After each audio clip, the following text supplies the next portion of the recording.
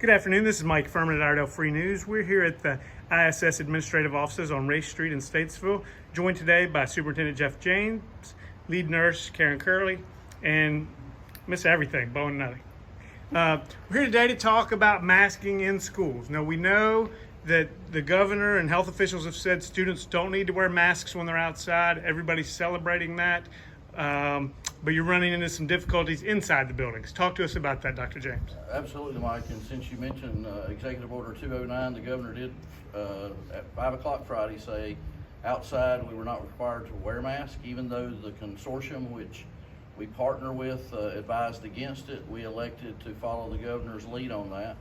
So again, I think we've taken feedback from stakeholders and adjusted as we've done the story on wrestling. There was some pushback, some concerns about it. We made quite a few phone calls, put in a couple 100 hours of work between all of us, and we're able to kick off the wrestling season. So I guess the question of the day is to mask or not to mask. If you remember Hamlet and Shakespeare, to be or not to be. So in this case, Executive Order 180 was issued November 23rd, 2020 by the governor. This is the executive order. And a lot of debate on the governor's authority, but he does have the right, the North Carolina Constitution, to issue executive orders. That is well within his purview. It's not mine to argue that right. The board and I have to uphold executive orders just like laws. Violating this order is a second-class misdemeanor.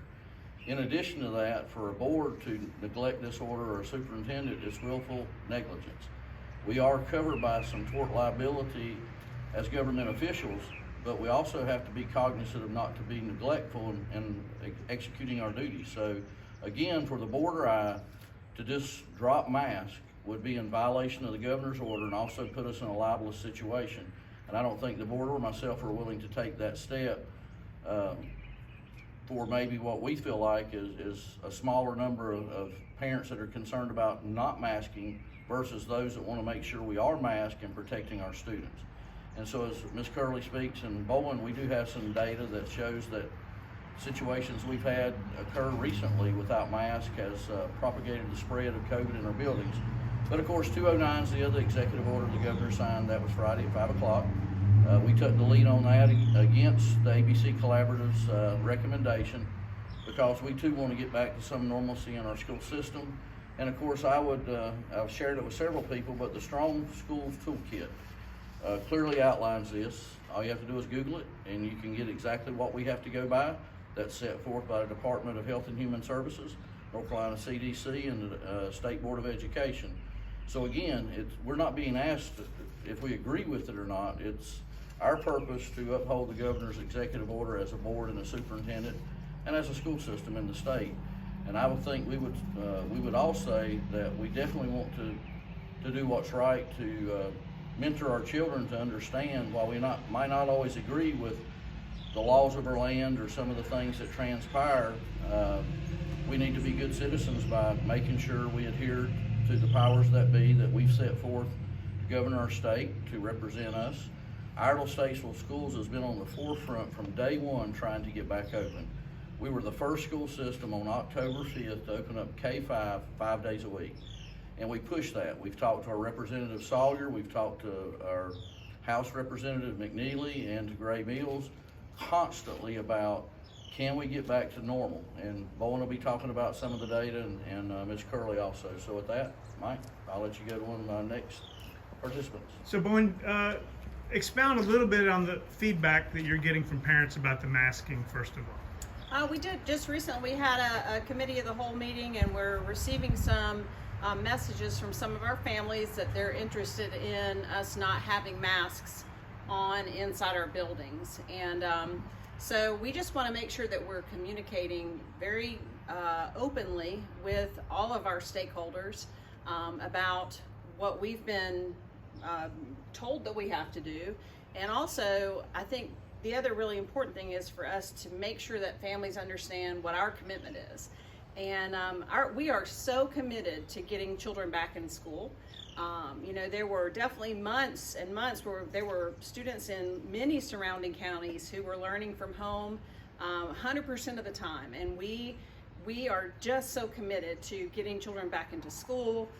We're looking forward to graduation coming up. We're having graduation ceremonies. We have students getting ready for prom. Anything and everything we can do to bring kids back into our buildings is what we're focused on.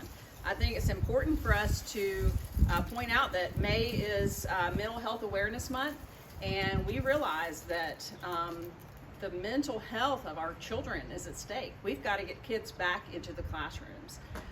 And so that is our commitment, and if it means that the governor tells us we have to wear a mask in order to do that, then we'll do that. I mean, we've got kids that are going to prom who are picking out masks that match their dresses, you know, and they'd much rather do that than to be told that they can't have a prom at all. So we're ready to take off the masks too. None of us like wearing them, but if it means that our children are safe, then we're willing to do that. We are committed to working with the ABC Science Collaborative.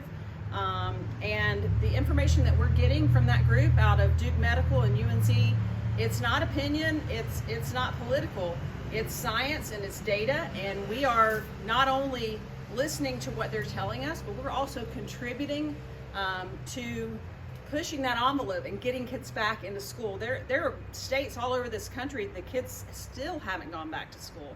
And so we're hopeful that information that we can share will impact not only our own community and our own state, but other states across the country. So we're really proud of that. And if it means we have to keep wearing masks for a little bit longer, then we're willing to do that. And we've got Karen Kerley as our lead nurse, and she has been working so hard. And so I'll turn it over to her to talk to you a little bit about that. Well, Karen, just to start with, you've had to have some difficult conversations with parents whose students have been exposed, and now instead of just being inconvenienced by wearing the mask in school, what's happening to them? Yeah. So, well, first of all, I want to say tomorrow starts Nurses Week, and next Wednesday is National School Nurses Day. So I want to thank our nurses. They've worked really, really hard. Parents have not always been kind and polite to them this year, as you can imagine, because this has been disruptive. But I will say that they've worked really hard, and I feel like that the masks are what has kept us in school.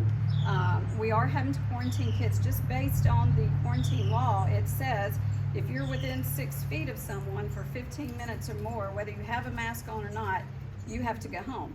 And now that we are back in school full time, we have kids that are 3 feet from each other. So if you sit beside someone, then unfortunately, based on the law or based on our guidelines, we have to send you home. If they test positive. If the person or someone around them that they've been around tests positive.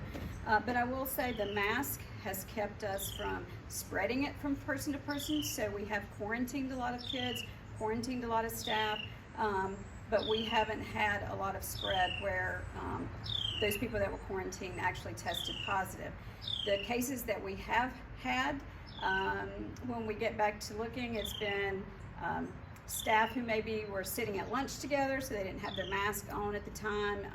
It may have been through athletics, where at the time they weren't required to wear masks, and then they started requiring it. So most of our spread has been from not having the mask on. So I'll say the mask is what's kept us in school this year. But you've had to tell some parents, hey, your son or daughter can't play sports this week, or their ability to go to prom this weekend is jeopardized now because they may have been exposed. Yes, and it's heartbreaking to give them that news. It's been a hard year for the kids, hard year for the staff, hard year for the nurses, everybody.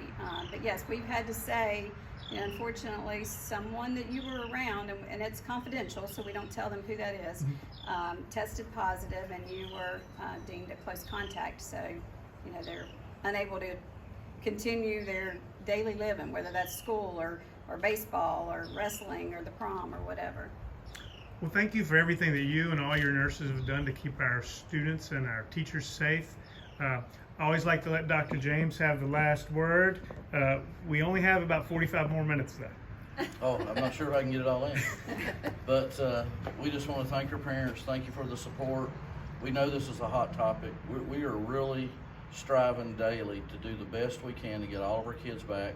April the 7th, we brought back 6th through 12th grade full-time, 5 days a week. We didn't do a split week, we didn't do a virtual day, and as Ms. Kerley would say, we started seeing some quarantining when that occurred. You know, typically our K-5 students do not drive. I would hope none of them would ever drive in K-5. But we started seeing some exposure there and some quarantining when sports started back, the same thing.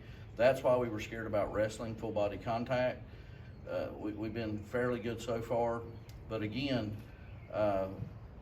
whether to mask or not is not our decision. It's not the board's decision, and I would hope that parents would not ask us to violate a governor's order or a law of the land. It does not set a good precedence for our students.